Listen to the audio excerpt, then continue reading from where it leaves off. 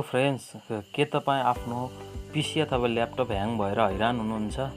के तपाईँले चलाएको प्रोग्राम अथवा सफ्टवेयरहरू ल्याग भएर अथवा अड्किएर अथवा त्यो नचलेर तपाईँ यदि बोर फिल गर्दै हुनुहुन्छ भने यो भिडियो आज तपाईँको लागि एकदमै उपयोगी हुनेवाला छ। त्यसैले यो भिडियोलाई तपाईँ स्किप नगरिकन हेर्नुहोला। यदि तपाईँ मेरो च्यानलमा नयाँ हुनुहुन्छ भने please do subscribe my channel. र यदि यो भिडियो हेरिसकेपछि तपाईँलाई मन पर्यो भने तपाईँले यो भिडियो आफ्नो साथीलाई पनि सेयर गर्नुहोला, ताकि आफ्नो साथीले पनि यो टिप्सहरू फलो गरेर आफ्नो पिसीलाई स्मुथली चलाउन सकेको होस्।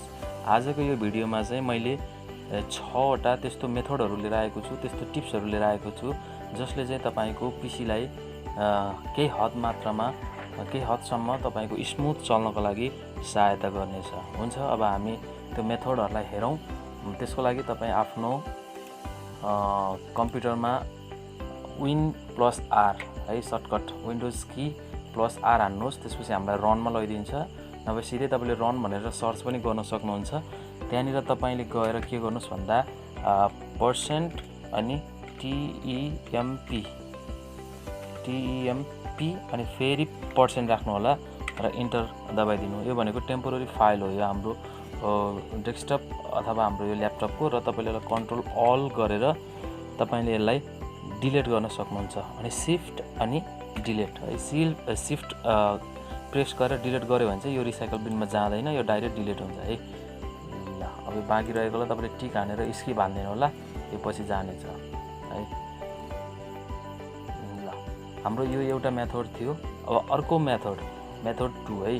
अब त्यस्तै गरेर तपाईँ के गर्नुहोस्, फेरि run नै तपाईँले सर्च गर्नु होला र रन सर्च गरेपछि तपाईँले लेख्नु होला PREFETCH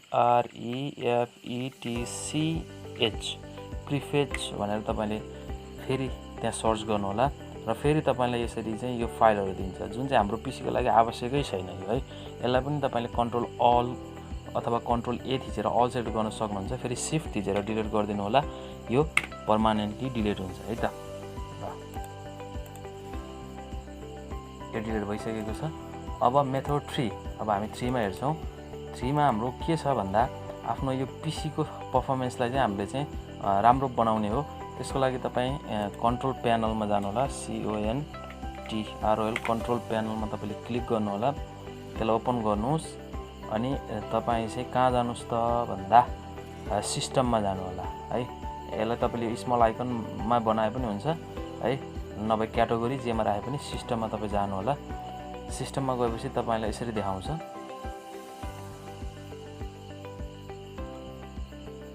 यो ओपन हुन्छ। यो भइसकेपछि तपाईँको कहाँनिर जानुहोस् भन्दा यो एडभान्स सिस्टम सेटिङ भनेर छ यता राइटपट्टि।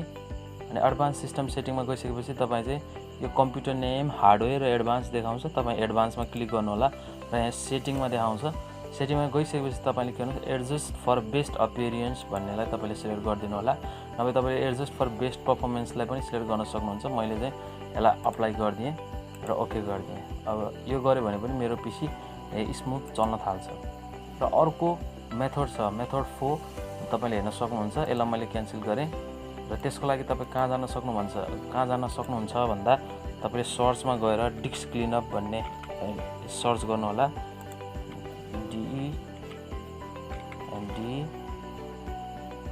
DISC डिस्क क्लिनअप आइसकेको छ। तपाईँले त्यसलाई ओपन गर्नु होला र डिस्क क्लिनअपमा गइसकेपछि हाम्रो यस्तो इन्टरफेस हाम्रो यहाँ देखाउँछ। अहिले आउँदैछ, यो लोडिङ हुँदै होला।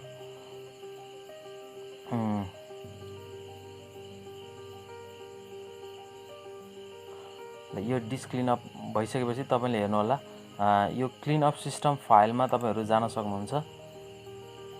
त्यो अप्सनलाई तपाईँले सिलेक्ट गर्न सक्नुहुन्छ र त्यो क्लिनअप सिस्टम फाइलमा गइसकेपछि हामीलाई फेरि है त्यहाँ सोध्छ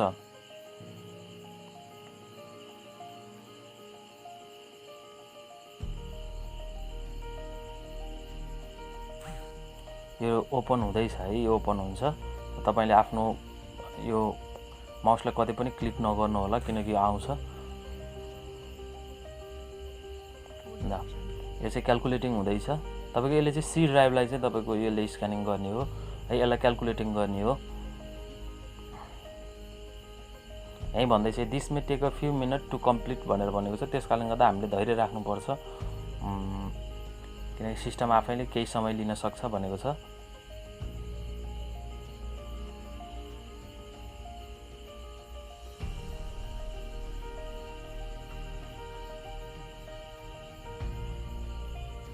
क्यालकुलेटिङ हुँदैछ है। यो तपाईँको सी ड्राइभमा धेरै फाइलहरू छ भने पनि अलिकति बढी टाइम लिइदिन सक्छ, तर तपाईँको विदिन 1 मिनट अथवा 2 मिनटभित्र तपाईँको चाहिँ यो फिनिस भइसक्छ। यो मेरो फिनिस भइसक्यो है। तपाईँको पनि त्यही हो, 1 मिनट नै हो कि धेरै त्यहाँभन्दा लिँदैन। क्यालकुलेटिङ हुँदैछ, यसले सबै त्यो उहरूलाई स्क्यानिङ गर्दैछ कि हाम्रो सी ड्राइभमा के छ त्यसलाई स्क्यानिङ गर्दैछ।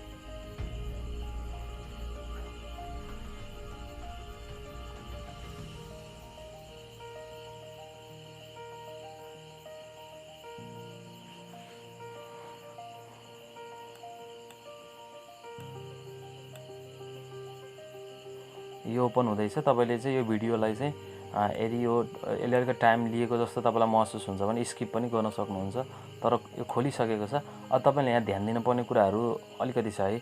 अब जस्तै यो विन्डोज अपडेट क्लिनअप भन्ने छ, यो 3.2 GB को छ। तपाईँले यसलाई डिलिट गर्न मिल्दैन, किनकि हाम्रो यो विन्डोज अपडेटको हो यो है। यो विन्डोजको फाइल नै भन्दा पनि के फरक पर्दैन।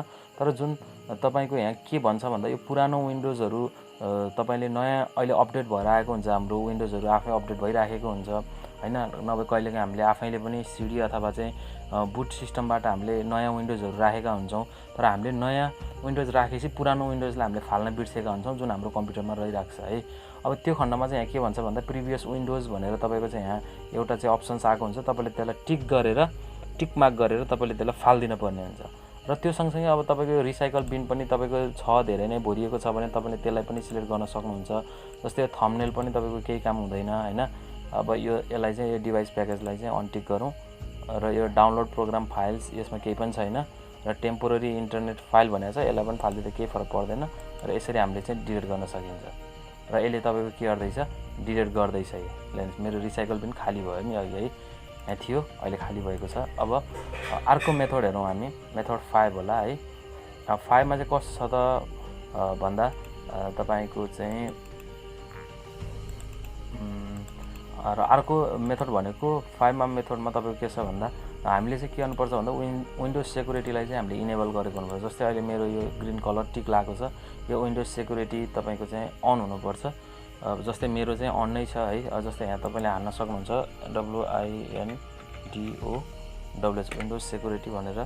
सरी यो विन्डोज मिडिया प्लेयर खुले जस्तो छ, यसलाई मैले क्यान्सल गरिहालेँ। र तपाईँले यहाँ हान्न सक्नुहुन्छ WIND विन्डोज सेक्युरिटी तल छ। तपाईँले यो एपलाई खोल्न सक्नुहुन्छ। खोलेपछि यसले यस्तो इन्टरफेस देखाउँछ र तपाईँको सबै यो अप्सन्सहरूमा टिक लागेको हुनुपर्छ है। ग्रिन कलरले तपाईँको टिक लागेको हुन्छ। यो मेरो सबै अहिले एकदम प्रोपरली काम गरिरहेको छ, किनकि यसले पनि धेरै कुराहरूबाट जोगाउँछ। जस्तै अब हाम्रो ल्यापटप अथवा पिसीहरू इन्टरनेटमा जोडिरहेको हुन्छ, त्यो अवस्थामा पनि यसले सबै फाइलहरूलाई चाहिँ तपाईँको चाहिँ अब हार्मफुल फाइलहरू यदि हामीले डाउनलोड गर्न खोज्दैछौँ भने यसले नोटिफिकेसन तपाईँलाई दिन्छ है, डाउनलोड गर्ने कि नगर्ने भनेर। यसमा चाहिँ भाइरस छ, तपाईँ चाहिँ यसलाई डाउनलोड गर्न चाहनुहुन्छ कि चाहनुहुन्न भनेर यसले भनिदिन्छ, अनि हामीले त्यसलाई फलो गर्ने हो। र अर्को चाहिँ के छ भन्दा विन्डोज डिफेन्डर भन्ने पनि छ तपाईँको यहाँ है। WINDOWS विन्डोज डिफेन्डर है, DE हानु ल्यानेसी विन्डोज डिफेन्डर फेयरवेल भन्ने पनि छ। तपाईँले यसलाई पनि इनेबल नै गरेको हुनुपर्छ, किनकि यहाँ तपाईँलाई यसरी अप्सन देखाएको हुन्छ। म भन्ने छु, तपाईँ त्यही अनुसार फलो गर्नु होला। हेर्नुहोस् हाम्रो के हुन्छ त, विन्डोज चाहिँ तपाईँले चाहिँ यो सर्च गरिसकेपछि तपाईँ कहाँ जानुहोस्, एडभान्स सेटिङमा जानु होला। यतापट्टि छ लेफ्टपट्टि है। एडभान्स सेटिङमा गइसकेपछि तपाईँको यस्तो इन्टरफेस आउँछ हैन। अब हामीले यसलाई यो हाम्रो टिक हुनुपर्छ र त्यो सँगसँगै हाम्रो अर्को ब्याक हेरौँ, यसलाई ब्याक गरेर हेरौँ। यो सँगसँगै हाम्रो के छ त भन्दाखेरि यो turn Windows Defender firewall on or off भन्ने पनि छ है। अब यो चाहिँ हाम्रो के हुनुपर्छ, टर्न अन हुनुपर्छ है। जस्तै अहिले मेरो सबै टर्न अन छ, तपाईँले पनि अन गर्न सक्नुहुन्छ। यसले चाहिँ तपाईँको के गर्छ, विन्डोज डिफेन्डर भन्ने बित्तिकै विन्डोजलाई डिफेन्ड गर्ने काम गर्छ। है। यसरी तपाईँले आफ्नो पिसीलाई चाहिँ स्मुथली तपाईँले चलाउन सक्नुहुन्छ। मेरो यो ओके गरेँ, यो सबै ठिक छ अहिले है। र यसरी तपाईँले चाहिँ यो दिएको यो 5-6वटा मेथडहरूलाई 5-6वटा टिप्सलाई तपाईँले चाहिँ फलो गर्नुभयो भने तपाईँको पिसी केही हद मात्रामा तपाईँको चाहिँ धेरै नै स्मुथ चल्ने हुन्छ। र यसले चाहिँ के पनि गर्छ भन्दा तपाईँको पिसीको स्टोरेजलाई पनि तपाईँको चाहिँ यसले चाहिँ एकदम चाहिँ तपाईँको घटाएको हुन्छ है। तपाईँको स्टोरेज तपाईँको अलिक धेरै छ भने तपाईँको स्टोरेजलाई चाहिँ तपाईँको चाहिँ त्यो नचाहिने फाइलहरू यसले फालेर है तपाईँको स्टोरेजको क्यापासिटीले चाहिँ तपाईँको बढाएको हुन्छ। तपाईँको चाहिँ मोर फाइलहरू तपाईँले राख्न सक्नुहुन्छ। हुन्छ साथीहरू, यदि तपाईँलाई यो भिडियो युजफुल भयो भने युजफुल छ भने तपाईँले यो भिडियोलाई तपाईँले लाइक गर्नुहोला, साथीहरूलाई पनि सेयर गर्नुहोला। र साथीहरू, यदि तपाईँहरू नयाँ हुनुहुन्छ भने पक्कै पनि सब्सक्राइब गर्नुहुन्छ यो भिडियोलाई भन्ने मैले आशा राखेको छु। हुन्छ, यस्तै नयाँ नयाँ टिप्स र आइडियाजहरू लिएर म फेरि तपाईँहरूमा उपस्थित हुनेछु। आजको लागि यति नै। Thank you so much.